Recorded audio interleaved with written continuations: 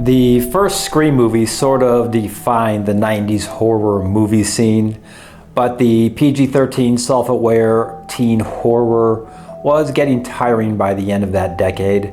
Then something different came along.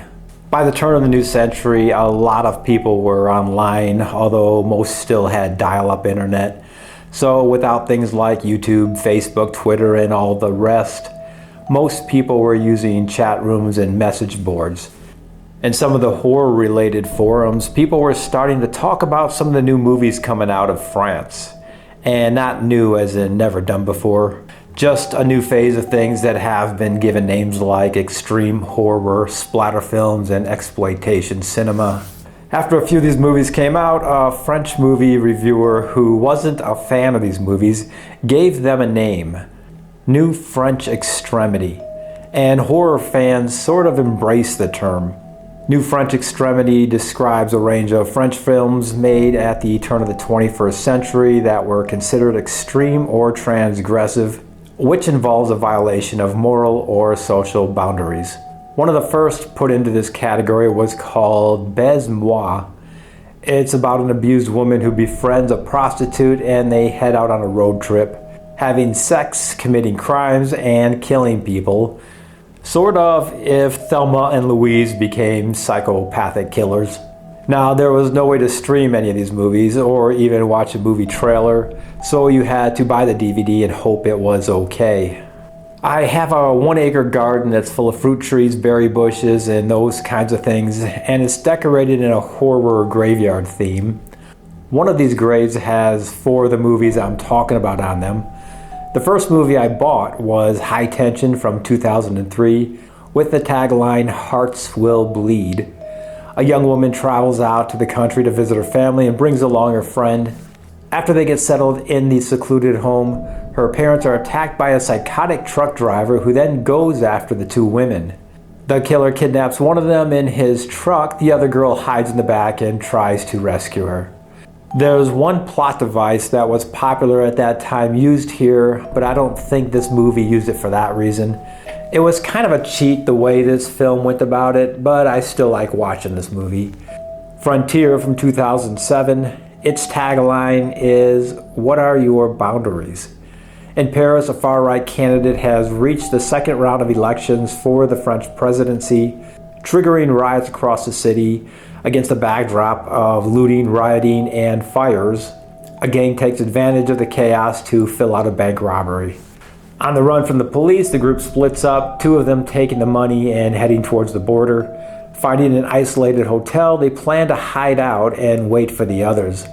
But the owners of the hotel are soon revealed to be neo-Nazi cannibals who plan on torturing and eating them. This movie sort of fits into the home invasion category. Inside, from 2007, Terror Comes Calling.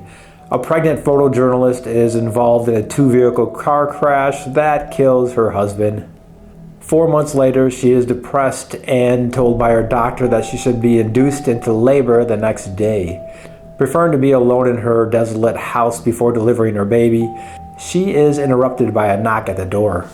A mysterious woman with a pair of scissors asks if she can borrow Sarah's phone because of her car being broke down.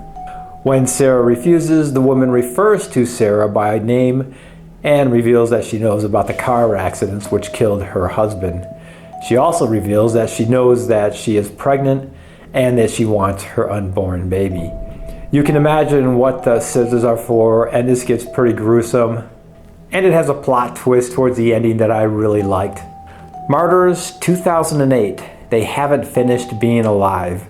15 years after her arrival at an orphanage, a girl named Lucy returns to the house she claims to have escaped from and slaughters the whole family. That girl's friend, named Anna, is convinced Lucy actually murdered innocent people and is losing her mind. Lucy commits suicide, leaving Anna alone at the crime scene. Anna then discovers a secret underground room where an emaciated, tortured young woman named Sarah is being held captive. Before Anna can help her, a group of cult members arrive at the house. They shoot Sarah and explain that they are in search of transcendence, which they're attempting to find by torturing young women. This is the most brutal of the movies I mentioned. but it has an intriguing ending which really fits in with the movie's title. So why did these movies come out and get so popular among horror fans? Some people think that pop culture is directly related to the current zeitgeist of that time period, which in some cases art can do that.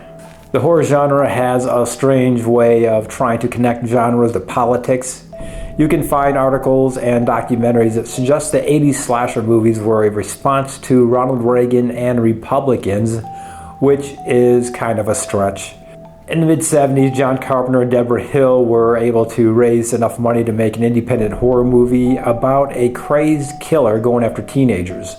When Halloween made a ton of money, a couple of other guys made an independent movie about a crazed killer going after teenagers. And when Friday the 13th made a ton of money, a floodgate opened of small-budget slasher movies.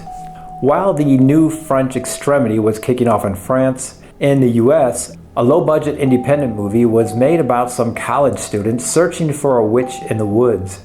And when the Blair Witch Project made a ton of money, the found footage genre followed. None of this is political.